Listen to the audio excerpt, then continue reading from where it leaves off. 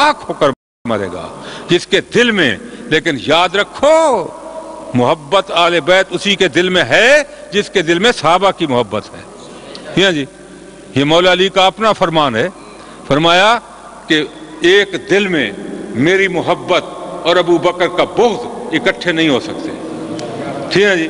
جہاں میری محبت ہوگی وہاں ابو بکر سے پیار ہوگا، جہاں ابو بکر سے پیار ہوگا وہیں میری محبت ہوگی۔ اور جس کے دل میں اہل بیت کی محبت ہے، اس کا مطلب صاف ظاہر ہوا کہ صحابہ کی محبت اور اہل بیت کی محبت اپنے دل میں رکھنے والا جب دنیا سے جائے گا تو تائب ہو کر جائے گا،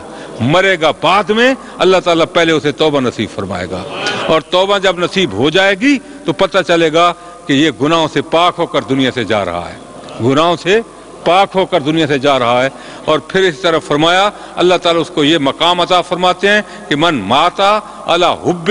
آل محمد ماتا شہیدا، فرمایا اللہ تعالیٰ مرنے سے پہلے اس کو شہادت کی موت عطا فرمائے گا، درجہ شہید کا عطا کرے گا، شہادت۔ اور من ماتا علی حب محمد مات مغفورا، فرمایا جو آل بیت کی محبت پر دنیا سے جائے گا اور مرے گا تو فرمایا اس کی بخشش کی ہوئی ہوگی، وہ مرے گا بعد میں اس کی بخشش پہلے اعلان ہو جائے گا۔ بھائی کیا کیا میں عرض کروں، فرمایا من احبہم فبحبی احبہم، جو ان سے محبت کرے گا اس لیے کہ اس کو مجھ سے محبت ہوگی تب کرے گا، جو ان سے بغض رکھے گا، فرمایا جو ان سے بغض رکھتا ہے انہوں نے میرے ساتھ بغض رکھا، اور جس نے میرے ساتھ بغض رکھا انہوں نے خود کے ساتھ بغض رکھا، اور ان قریب اللہ خود بخود اسے پکڑ خود اپنی گرفت میں لے لے گا۔ تو آل بیت کی محبت نبی پاک کی محبت ہے،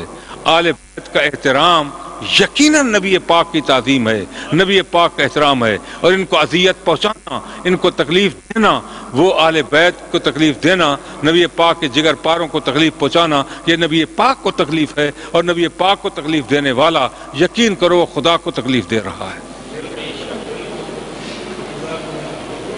فرمایا ہم نے انہیں آزمایا ہے، شانیں بھی دی ہیں، آزمایا بھی ہے۔ یہی وہ وقت تھا کہ جب رحمت عالم نے گود میں لیا ولادت باسعادت کے وقت، تو جبریل امین حاضر آ گئے، انہوں نے عرض کی یا رسول اللہ آپ اب پیار کر رہے ہیں، آپ پیشانی کو بوسہ دے رہے ہیں، آپ ان کی ولادت پر خوش ہو رہے ہیں، لیکن وہ وقت قریب ہے کہ اسے تیری امت کہلانے والے وہ کرب و بلا کے میدان میں شہید کر دیں گے۔ اور نبی پاک علیہ السلام فرماتے ہیں مٹی بھی مجھے لا کر دکھائی گئی کہ یہ مٹی اس زمین کی ہے جہاں یہ حسین قتل کیا جائے گا، جہاں انہیں شہید کر دیا جائے گا۔ اور ام سلمہ رضی اللہ تعالیٰ عنہ فرماتی ہیں کہ وہ مٹی نبی پاک نے مجھے دی اور فرمایا یہ رکھ لو، یہ پڑی ہے،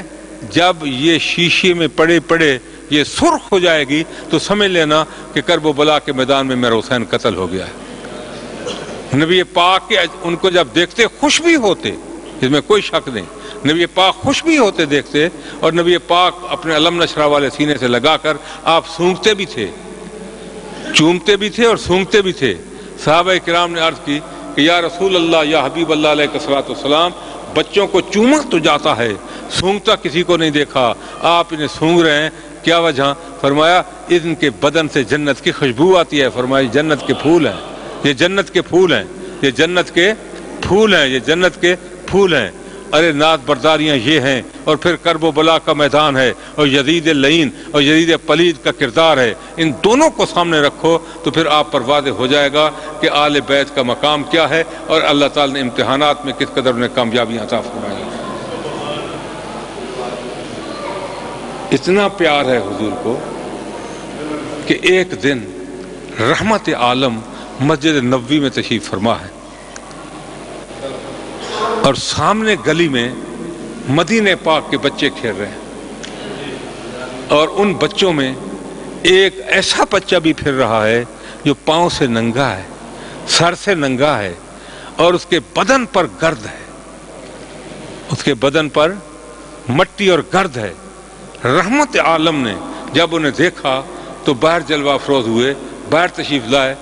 اور اسی بچے کو جس کے پاؤں میں جوتا نہیں ہے، سر سے ننگا ہے، لباس تار تار ہے اور اس کے بدن پر گرد ہے، آپ نے ید اللہ والے ہاتھوں میں لے کر علم نشرہ والے سینے سے چمٹا لیا، سینے پاک سے لگا لیا۔ صحابہ کرام نے عرض کی کہ یا رسول اللہ، یا حبیب اللہ، یہاں جلیل القدر صحابہ کے بچے کھیل رہے ہیں، صاف اور ستھرے کپڑے پہنے ہوئے کھیل رہے ہیں، روشن چہروں والے کھیل رہے ہیں، آپ نے کسی اور کی طرف توجہ نہیں فرمائی، اس میلے کچیلے بچے کو سینے سے لگایا، جس کے بدن پر لباس بھی صحیح نہیں ہے، جس کے پاؤں میں جوتا تک نہیں ہے، اس کو آپ نے علم نشرہ والے سینے سے کیوں لگایا اور کیوں چمٹایا؟ حضور نے فرمایا جس طرح آج یہ بچے کھیل رہے تھے کل بھی یہاں کھیل رہے تھے، اور ان بچوں میں میرا حسین بھی تھا، ان بچوں میں میرا حسین بھی تھا، اور باقی یہ بچے جتنے تھے وہ کھیل رہے تھے، اور اسی بچے کو میں نے دیکھا کہ جہاں حسین قدم رکھتا تھا ان کی خاک پاک اٹھا کر اپنے چہرے پر ملتا تھا، اپنے سینے پر ملتا۔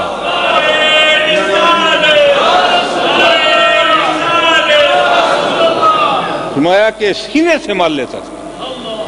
یہ گرد جو اس کے جسم پر ہے یہ عام نہیں ہے، حسین کے قدموں سے اٹھنے والی دھول ہے۔ فرمایا میں محمد صلی اللہ علیہ وسلم اس وقت تک جنت میں داخل نہیں ہوں گا جب تک اس بچے کو اپنے ساتھ لے کر نہیں جاؤں گا۔ جی میں جاؤں گا جنت میں، اپنے ساتھ لے کر جاؤں گا۔ یارو ان کی قدر و منزلت، ان کی عزت اور شان کون بیان کر سکتا ہے کما حق کو؟ مقام، شان، عظمت جو اللہ نے عطا فرمائی۔ ہاں اور اس شہادت کا راز کیا تھا؟ شہادت علماء فرماتے ہیں دو قسم کی ہوتی ہے، ایک سری، دوسری جہری، اعلانیہ، ٹھیک ہے جی، ایک سری اور دوسری جہری۔ نبی پاک کے لال، میرے آقا کے نواسے، خاتون جنت کے جگر پارے، فرمایا یہ بھی دو ہیں، ایک کا نام حسن پاک ہے اور دوسرے کا نام حسین ہے، ایک حسن ہے اور دوسرے کا حسین ہے۔ اور یہ بھی قاعدہ ہے، علماء فرماتے ہیں کہ جتنے کمالات اور جتنی شانیں اور جتنی عظمتیں، جس قدر معجزات اللہ تعالیٰ نے باقی انبیاء کو دیے ہیں، وہ سارے جمع کرو تو اللہ نے محبوب کے دامن میں رکھے ہوئے ہیں، اپنے پیارے محبوب کے دامن میں رکھے ہوئے ہیں اور عطا کر دیے ہیں، بلکہ ان سے بھی کئی گنا زیادہ،